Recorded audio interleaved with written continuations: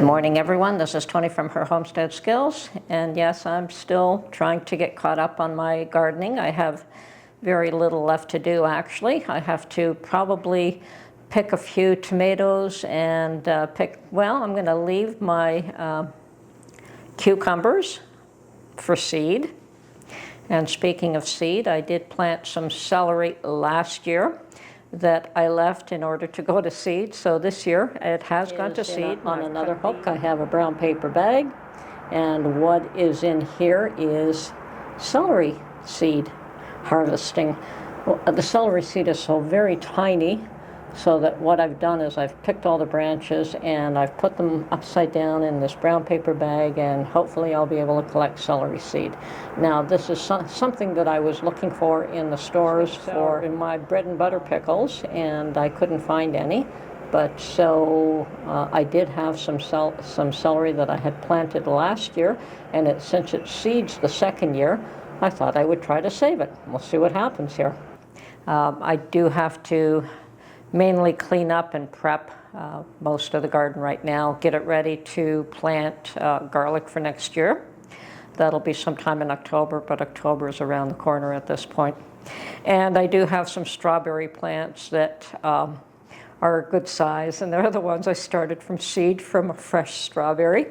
They didn't produce any strawberries for me this year, but the plants are very healthy. And I'm going to see if I can develop a strawberry bed to put them in, an area specifically allotted to the strawberry in my garden, and see if they do well. Well, we'll try anyway. The only thing that concerns me is that I have not seen one strawberry on this plant, but maybe that's the way they are first year.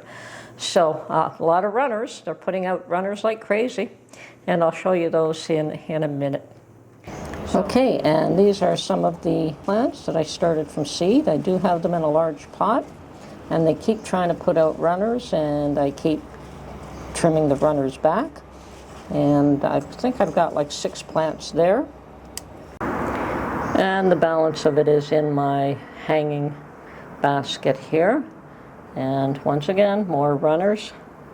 Maybe I'll just leave those. But this was the balance that I did not separate, so they're quite thick and together, and I probably should work to separate them before I put them in the ground. And behind there I've got what little Italian oregano I was able to harvest.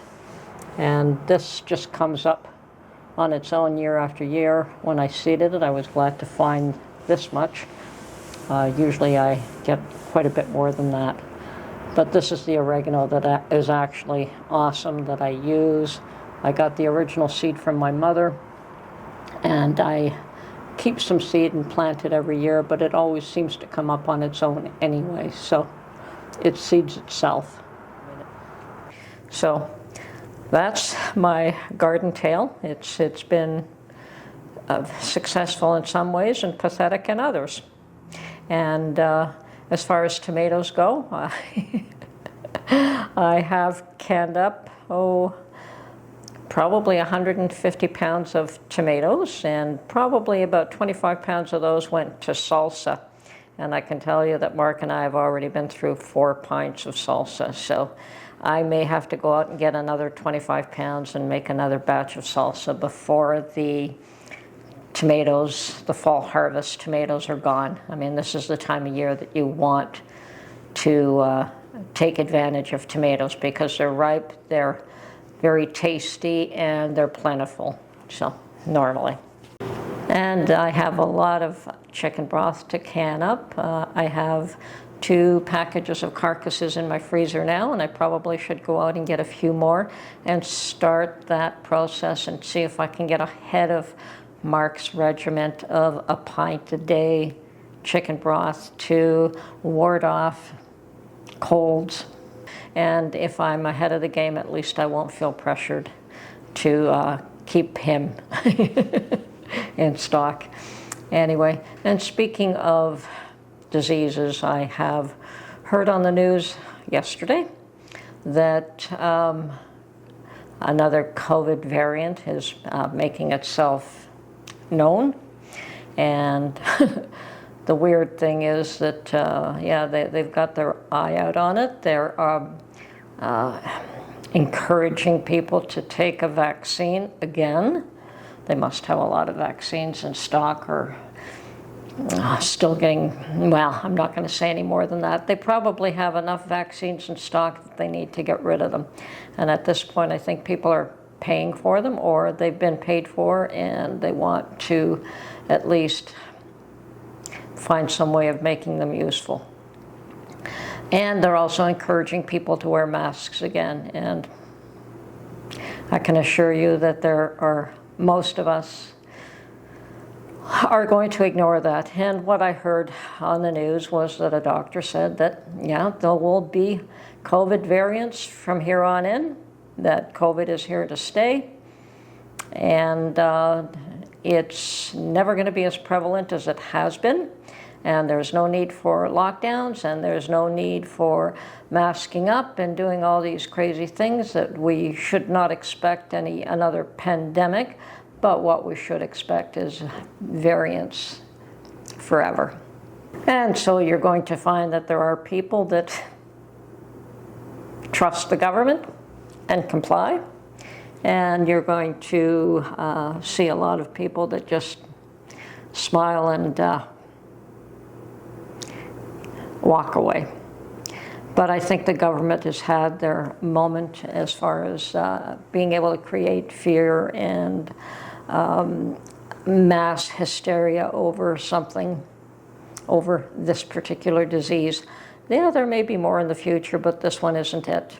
And I think this one has had its day. So try something else. What will it be? Will it be another war? It could be. I think they're going to have to try to come up with something else. We have climate fear that is probably ebbed, and as people are no longer interested in paying the price for climate change ideology. I think that they've paid far too much. You're beginning to find people who have bought electric vehicles that are now getting rid of them.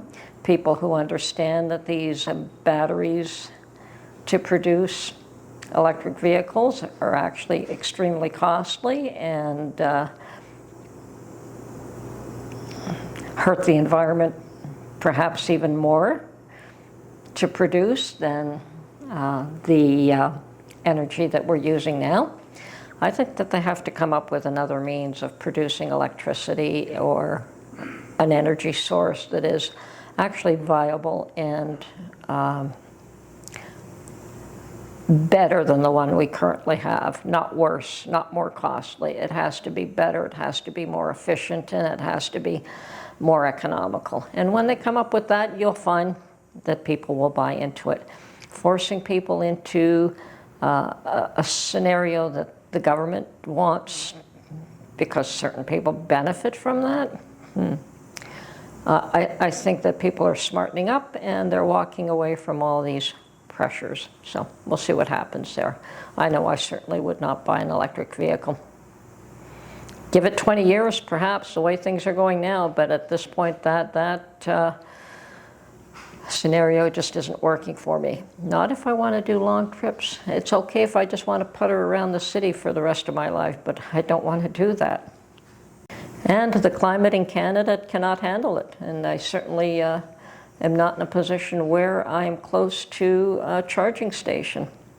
So you have to go where? To a charging station. Where are they? They're few and far between, and you have to find one, and then you have to hang in for an hour for the thing to charge. Absolutely ridiculous. Okay, if you can retrofit one in your home, okay. And if you never have to travel very far, okay, that's efficient. That works for you. But the way things are for 90% of the population, it doesn't work. And in Canada's climate, batteries dissipate very quickly in the cold. So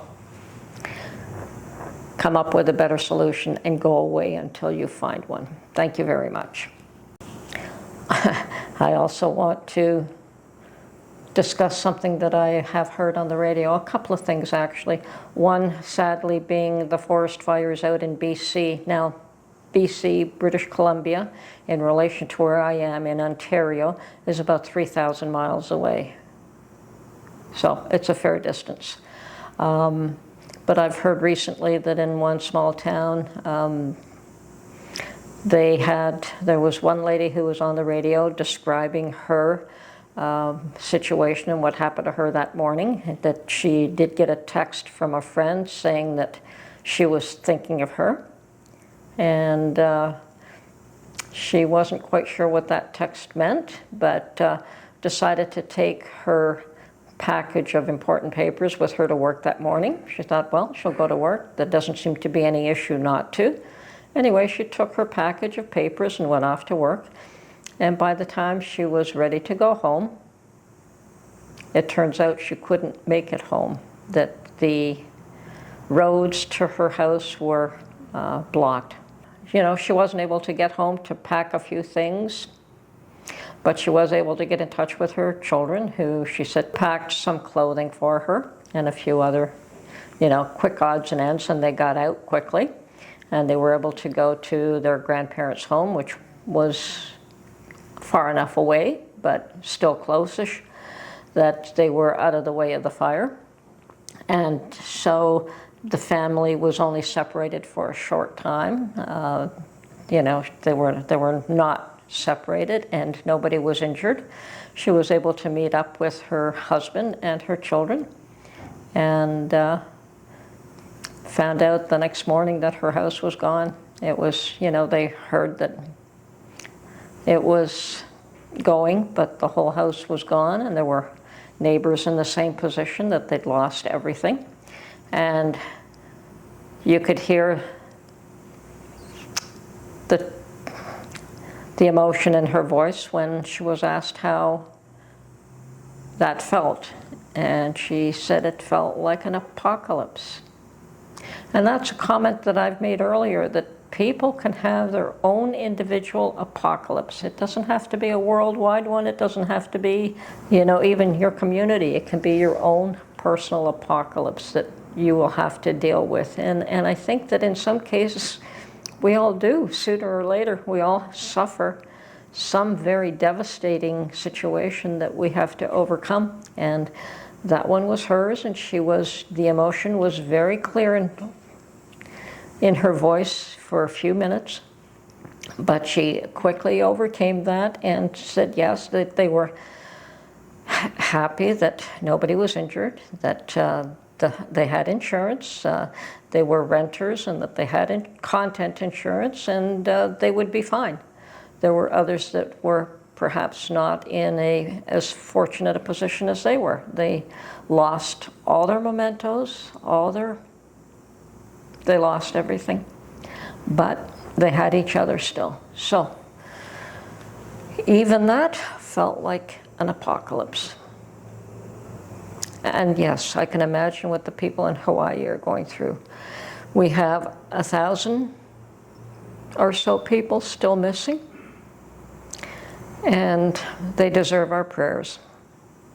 And I don't know what is going on with the fires in Canada. This is absolutely ridiculous. I have never heard in all my years of this much fires throughout Canada. They are obviously, there is something going on that is not normal. Since I'm not a big one on speculating what may or may not be, all I can say is that it's not a normal situation. Now, the other thing that I was listening to on the radio was our dear Prime Minister, with a very softened tone, commenting on going forward and being generous-minded and supportive of people who have lost a lot during COVID and have suffered a lot. And I thought, yeah, that's quite the change of tone from this fellow who would not even give the time of day to truckers who had had their fill and just wanted to be heard. And had that man just stepped out and listened to these people, they would have gone away that week. But no. So, yeah, he is changing his tone, preparing for an election, which in Canada does not have to happen until 2025. But the signs are there that, you know, he can call an early election. And yes, that has happened in the past and can happen again. And and it is the case in Canada that we do not have a two-party system. We have mostly a three-party system. We do have a number of other fringe parties like the Green Party and others that have, you know, one or two representatives. They never really went very far. But we have two major and a third somewhat substantial parties. So it is a three-party system. And our Prime Minister was elected by 30% of the population, which, you know, the other 2/3 are not very happy with him being in power. So, especially the way things have gone, with the housing situation being the worst it has ever been, with the economic situation being terrible, with people having suffered tremendously through COVID, with the losses and the business losses that have occurred because of COVID. And I know that a lot of service industries have shut down. You have a lot of hairdressing shops that have shut down. I mean, the ones that were saved were groceries. Anything to do with food was protected, and mainly the large multinational corporations were protected. Restaurants, absolutely devastated. I would say that a huge percentage of them were forced to shut down for lack of clientele. People being told to stay home, people being told to distance themselves. I can tell you that there were a bunch of us that ignored all of that. And so you got to the point where you realized, yeah, it's more of a fear-inducing situation, and it worked. Most of the population was devastated by fear. They were forced to comply out of fear. So I don't know that that one will work again. So in spite of them trying to say that, yes, there's a new variant out there, I don't think that that one is going to have the effect that they're hoping it will. We're done. The population is done with that. So what are they going to do next? We've had fires. We are having floods.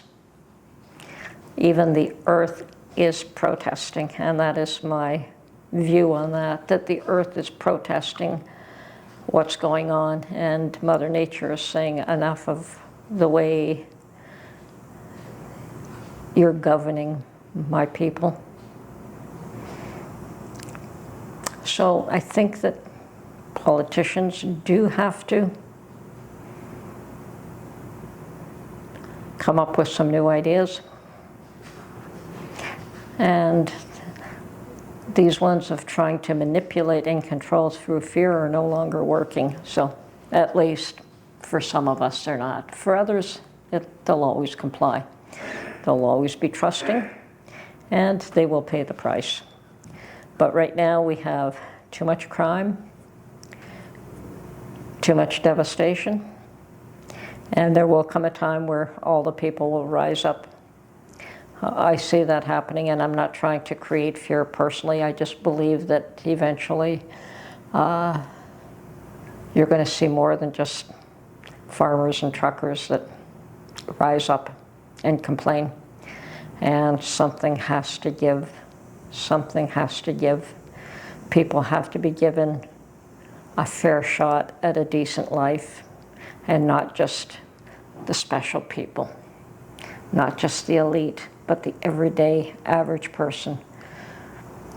There's no need for street people. There's enough to go around. It's just not managed very well. And it's about time that we have a different management style.